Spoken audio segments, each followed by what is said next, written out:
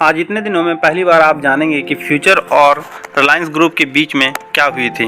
आखिर रिलायंस ग्रुप ने फाइनली क्यों डिक्लाइन कर दिया कि फ्यूचर ग्रुप को बाय नहीं किया।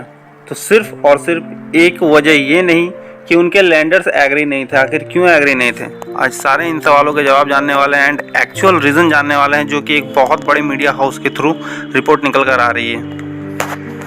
हेलो दोस्तों, नमस्कार। मैं आपका दोस्त विक्रम कुमार आपको आपके इस YouTube channel ambition share market में स्वागत करता हूं।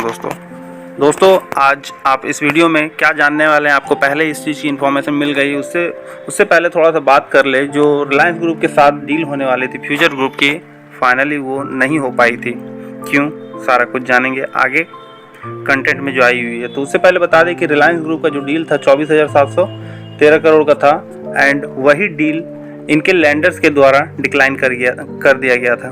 वो भी क्यों, सिर्फ और सिर्फ यही रीज़न दिया गया था कि कंपनी के ऊपर काफ़ी ज़्यादा लोन है एंड बैंक ऑफ इंडिया जिसके खिलाफ में था। Bank of India future group का सबसे बड़ा लेंडर था एंड जिस वजह से bank of India Reliance group के अगेंस्ट में चला गया एंड रिलायंस ग्रुप के अगेंस्ट में जाने के वजह से उन्हें ऐसा लगा कि एनसीएलटी में घसीटने के बाद बैंक ऑफ इंडिया को ऐसा फील हुआ कि बैंक ऑफ इंडिया रिलायंस का डील एक्सेप्ट ना करके एनसीएलटी में फ्यूचर ग्रुप को ले जाने के बाद उसे अच्छी खासी और रकम मिलेगी। लेकिन हुआ कुछ उल्टा।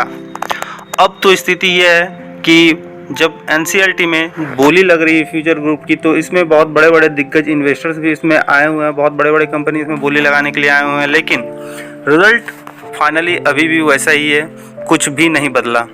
ना अभी तक कुछ डिक्लेयर हो पाया है, ना एम्प्लॉयज़ का कोई पेमेंट आया है, ना ही इन्वेस्टर्स को उनका बैकअप मिल पाया है।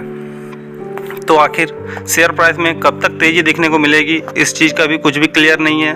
लोगों के जो एफडी जमा है, लोग भी काफ़ी ज़्यादा परेशान हैं। लेकिन जब तक एनसीएलटी अब फाइनली रिजल्ट डिक्लेयर नहीं कर देती, तब तक इसमें कोई भी मीडिया हाउस के थ्रू या कोई भी इसमें कोई अपडेट नहीं दे सकता। क्यों? क्योंकि अब मैटर एनसीएलटी के पास पहुंच चुकी है। यदि सिर्फ और सिर्फ रिलायंस एंड फ्यूचर ग्रुप के बीच की बात होती तो ये बात कब की आउट हो चुकी होती एंड इन दोनों के बीच का सेटलमेंट अभी तक हो चुका भी होता एंड सबको अपना पेमेंट भी मिल चुका होता एंड जिस तरह से प्रॉपर काम चल रहा था उसी तरह से दोनों ग्रुप के एम्प्लॉयज़ का भी वर्क प्रॉपर तरीके से चल रही होती। आज एम्प्लॉयज़ बेघर ना होते, परेशान ना होते, इन्वेस्टर्स भी आज कंगाल ना होते। लेकिन इस तरह का कुछ भी हुआ नहीं।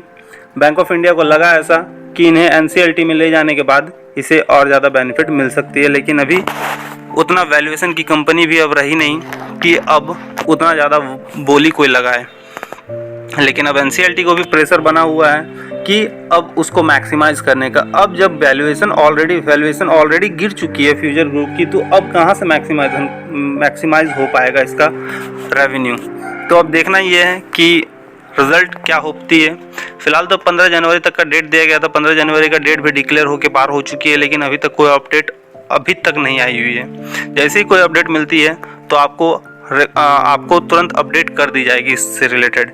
एंड चलते हैं सीधा अपडेट पे। जो अपडेट आई हुई है वो भी मिंट के अकॉर्डिंग आई हुई है एंड मिंट में जो अपडेट आई हुई है कि रिलायंस का डील कैंसिल करने का वजह, तो वो भी देखते हैं। एंड उससे पहले दोस्तों आपसे रिक्वेस्ट है कि यदि आप हमारे चैनल में नए हैं तो दोस्तों चैनल को सब्सक्राइब करना ना भूलें, बेल आइकन प्रेस कर ले और इसे ज़्यादा से ज़्यादा लाइक एंड शेयर करें। देखिए, इसमें उससे पहले भी डील हुई थी। ये मिंट के अकॉर्डिंग ये अपडेट आई हुई है। उससे पहले भी डील हुई थी रिलायंस के साथ, रिलायंस एंड फ्यूचर ग्रुप के बीच में, जो 2020 में डील हो रही थी 24,713 करोड़ की। लेकिन इस बीच में जब 2022 में जब इस चीज़ को कैंसिल किया गया बैंक ऑफ इंडिया के द्वारा, तब उसने ये कह के रिजेक्ट कर दिया हुआ, क्योंकि बैंक ऑफ इंडिया के बहुत सारे कंडीशंस थे। बैंक ऑफ इंडिया का कहना था कि इनकी वैल्यूएशंस बहुत ज़्यादा हैं एंड जिसके बिहाफ में आप सिर्फ 24,713 करोड़ दे रहे हैं, जिसके वैल्यूएशन के अकॉर्डिंग ये बहुत ज़्यादा कम अमाउंट है। एंड जिस वजह से बैंक ऑफ इंडिया ने इस चीज़ का वैल्यूएशन किया एंड रिलायंस ने भी देखा कि ये कंटिन्यू फ्यूचर ग्रुप एक के बाद एक डिफ़ॉल्ट करते जा रही है। यानी ये अपने जितने भी लोन पेमेंट थे वो सारे डिफ़ॉल्ट कर रहे थे या करवा रहे थे, ये क्लियर नहीं है। लेकिन फ्यूचर ग्रुप सारा लोन अपना डिफ़ॉल्ट कर रहा था, इंटरेस्ट पेमेंट पे नहीं कर पा रहा था, जिसके चलते भी रिलायंस को भी ऐसा लगा शायद इनका ये वैल्यूएशन नहीं है जो ये valuation bank of India demand कर रही है एंड जिसके वजह से रिलायंस ने ये डील को पूरी तरीके से कैंसिल कर दिया। लेकिन अभी स्थिति ये है कि अब 24,000 करोड़ का भी ये वैल्यूएशन नहीं बचा। अब देखना आगे ये है कि कितने में फ्यूचर ग्रुप बिकती है एंड किनके हाथ ये लगती है। एंड उसके बाद फिर डिसीजन होगा कि रिटेल इन्वेस्टर्स को उनका पैसा वापस मिलता है या नहीं, फिक्स डिपॉजिटर को उनका पैसा मिलता है या नहीं। उसके बाद एम्प्लॉयज़ जो अपना पूरा लाइफ दे चुके हैं इस कंपनी में, उनको पूरा फुल एंड फाइनल सेटलमेंट किया जाता है या नहीं, या पूरा फिर से उनको रिज्वाइन करवाया जाएगा।